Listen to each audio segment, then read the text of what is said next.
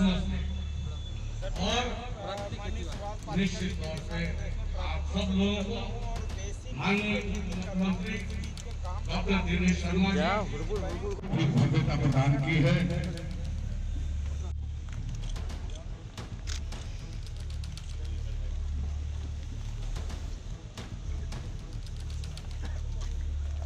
और मैं पुनः आपकी जो इच्छा है अपने स्वागत के रूप में जो कुछ भी आप दे सकते हो दे दीजिए कि आज माननीय मुख्यमंत्री जी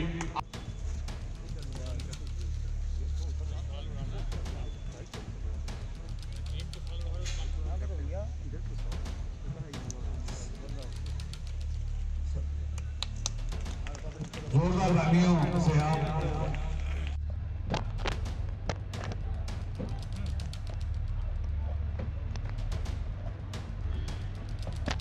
तो बजट हमारा जो पहले था उससे कई गुना 6 गुना ज्यादा बजट इस साल हमारा किसानों के लिए हमारा बजट बना है 2013 की अपेक्षा। किसानों को लाभ देने के लिए हम लोग न्यूनतम समर्थन मूल्य में जो हमारा है हमने ऐतिहासिक बढ़ोतरी करी है। जो हमारा निर्धारित मूल्य है वो बढ़कर मिले। किसानों के लिए एमएसपी का भुगतान हमने 2.5 गुना राशि से एमएसपी का भुगतान सुनिश्चित कराया है और साथ में हमने मृदा स्वास्थ्य कार्ड वितरण की व्यवस्था को गांव-गांव सुनिश्चित कराने का काम किया है। पीएम किसान योजना एक ऐसी योजना है जिसके माध्यम से किसानों के खाते में हमने 95,979 करोड़ रुपया हमारी भारत सरकार ने आवंटित किया है। ये ऐसी योजनाएं हैं जिनका लाभ सीधे किसानों को मिला है। हम सब इस बात को जानते हैं कि प्रधानमंत्री कृषि सिंचाई योजना के अंतर्गत हम लोगों ने 50 लाख हेक्टेयर भूमि को सिंचाई से कवर किया है और साथ में जो परंपरागत कृषि विकास योजना है उसके अंतर्गत अभी जैविक खेती के लिए एक स्टॉल लगा हुआ था। जगह जगह पर हम लोगों ने जैविक खेती के लिए हमारी सरकार ने उसको प्रोत्साहन देने का काम किया है। ई नाम प्लेटफॉर्म में 1000 बाजारों को समन्वित करने का काम किया गया है।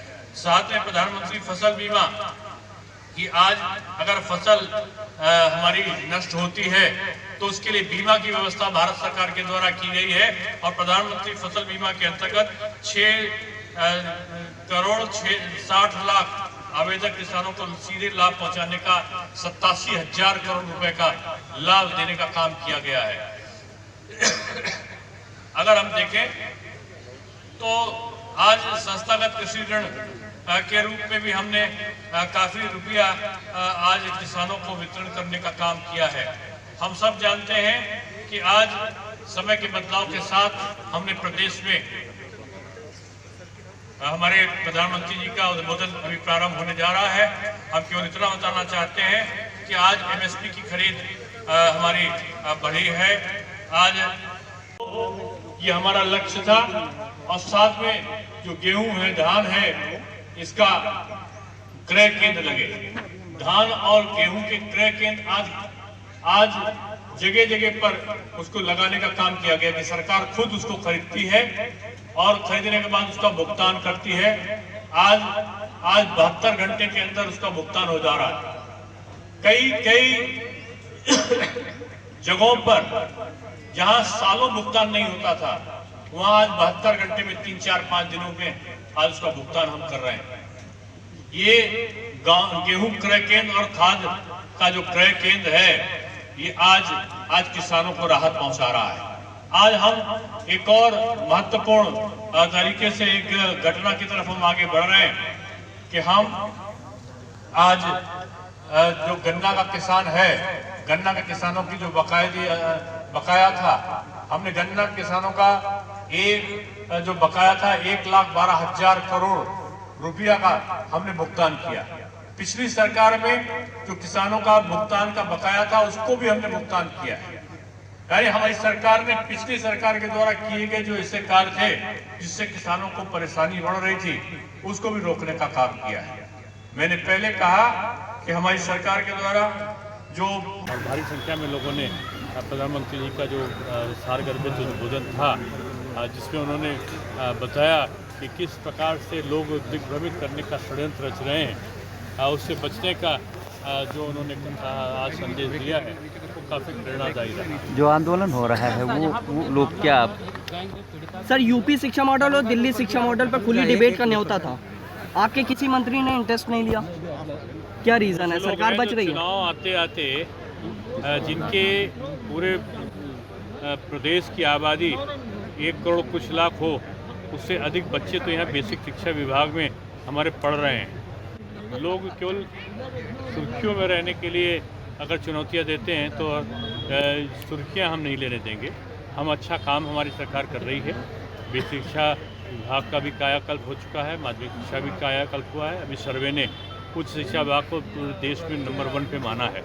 अभी 4 दिन पहले सर्वे आया है भारत सरकार का, जिसमें उच्च शिक्षा विभाग को पूरे देश में सर्वोच्च माना गया है, सबसे अच्छा माना गया है। सर दिल्ली के इसलिए हम काम कर रहे हैं और लोग जो है प्रोपोगंडा कर रहे हैं, तो हम प्रोपोगंडा करने वालों को प्रोपोगंडा करते रहे। दिल्ली के शिक्षा मंत्री मनीष सिसोदिया ने आपकी सरकार के कैबिनेट मंत्री सिद्धार्थनाथ सिंह पर मैंने कहा ना, झूठ फरेब और फोटोशॉप का आरोप लगाया ट्विटर के माध्यम से। जवाब में सर शाहजहांपुर के मामले में कुछ बोलेंगे?